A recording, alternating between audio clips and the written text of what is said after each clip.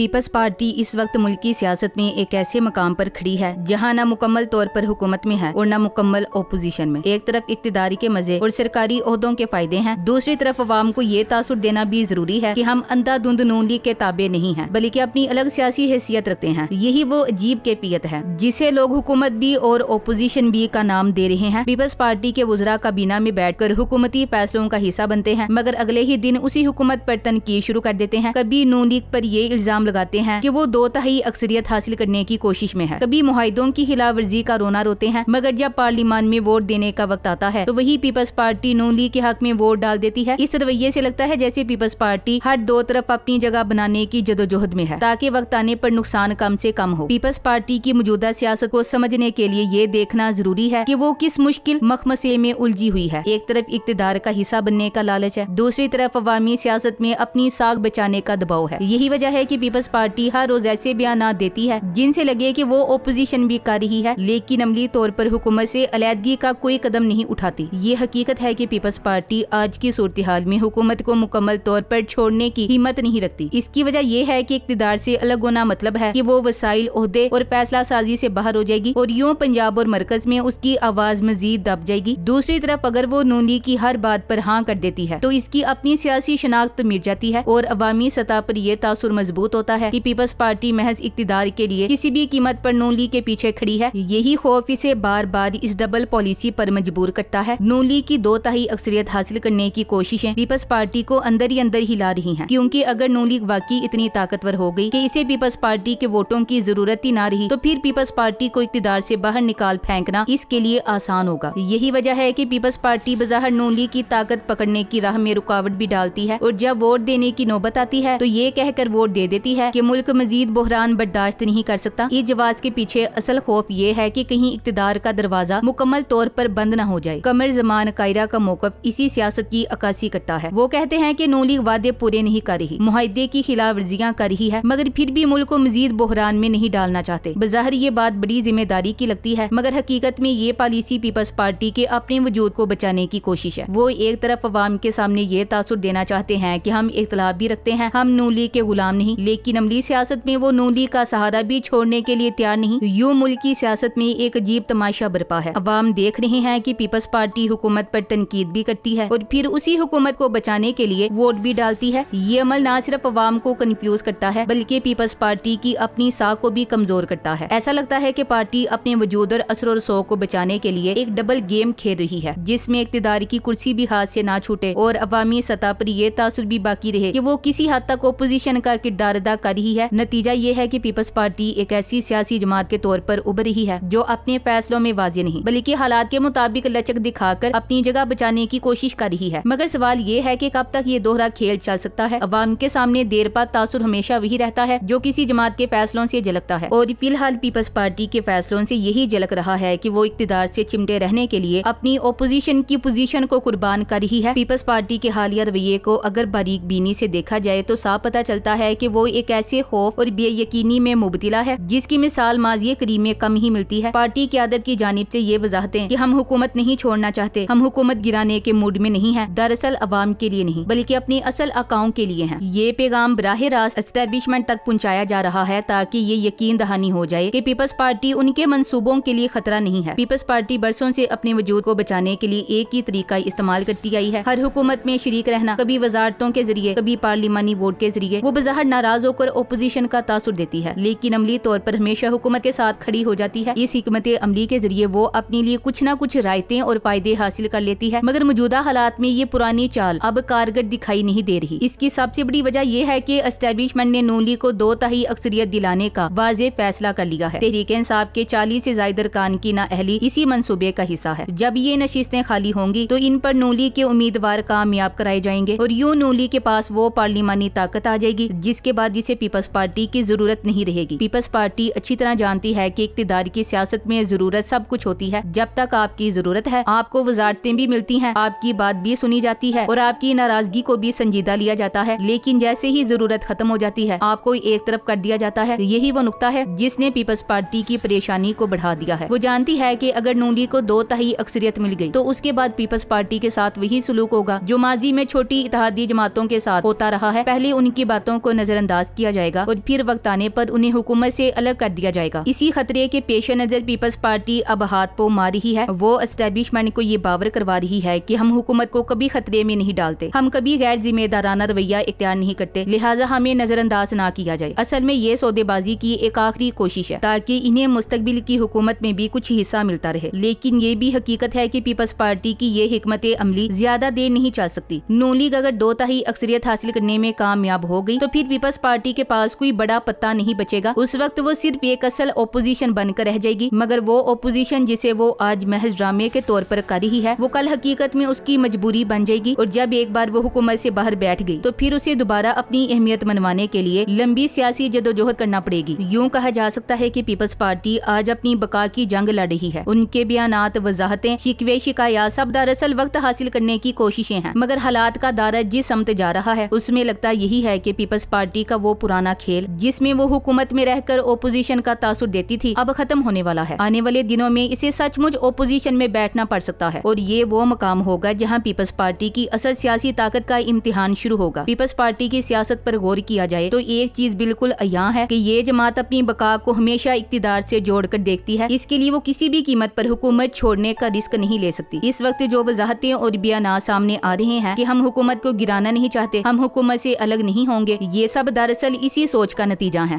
ये कोई नई बात नहीं है कि पीपल्स पार्टी ने हमेशा नून लीग को ब्लैकमेल किया। जब भी कोई अहम कानून साजी करनी हो, जब भी पार्लियामेंट में वोट की जरूरत पड़े या कोई आईनी तरमीम पेश हो, पीपल्स पार्टी ने अपने वोटों की कीमत लगाई और इसके बदले में वजारतें, ओहदे या अपने लोगों के केसेस खत्म कराए। मगर इस सब के बावजूद वो हुकूमत के साथ खड़ी रही, कभी धमकी दी, कभी एहतजाज का ड्रामा किया, लेकिन अमली तौर पर इक्तिदार से बाहर नहीं निकली। इस रवैये की सबसे बड़ी वजह वो खौफ है जो उनके दिल में इमरान खान के नाम से बैठा हुआ है। पीपल्स पार्टी और इसके इत्तेहादी अच्छी तरह जानते हैं कि अगर आज ये हुकूमत खत्म हुई तो अवाम बराह रास्त इमरान खान को मौका देंगे। 8 फरवरी 2024 के इंतखाबात में अवाम ने पहले ही इमरान खान को वाज़ेह मैंडेट दिया था, लेकिन उस मैंडेट को लूट लिया गया। फार्म 45 के नताइज को दबाकर फार्म 47 जारी किया गया और यूं नून लीग और पीपल्स पार्टी ने इक्तिदार पर दोबारा कब्जा कर लिया। अगर ये हुकूमत गिर गई तो अवाम दोबारा वही हक वापस ले लेंगे और इमरान खान को इक्तिदार में ले आएंगे। ये खौफ इन सबको एक दूसरे के साथ बंधे हुए है। पीपल्स पार्टी के रहनुमा जानते हैं कि अगर इमरान खान दोबारा वजीर आजम बन गए तो सबसे पहले उनके करप्शन केसेस खुलेंगे। नैब की वो फाइलें जो अभी बंद हैं दोबारा खुलेंगी। वो असासे और बेनामी जायदादें जो पर्दे में छुपा दी गई सब सामने आएंगी। यही वजह है कि पीपल्स पार्टी अपने सियासी इख्तिलाफात को एक तरफ रखकर भी नून लीग के साथ बैठने पर मजबूर है। इख्तिदार में आते ही उन जमातों ने सबसे पहला काम ये किया कि अपने केसेस खत्म कराए। नैब कवानीन में ऐसी तरमीम की कि करप्शन के बड़े बड़े मुकदमे गैर मौसर हो गए, अदालतों में पेशियां गायब हो गई और वो सब इल्जाम जो अवाम के सामने थे कागजी कार्रवाई के जरिए मिटा दिए गए। Thanks for watching. Allah Hafiz.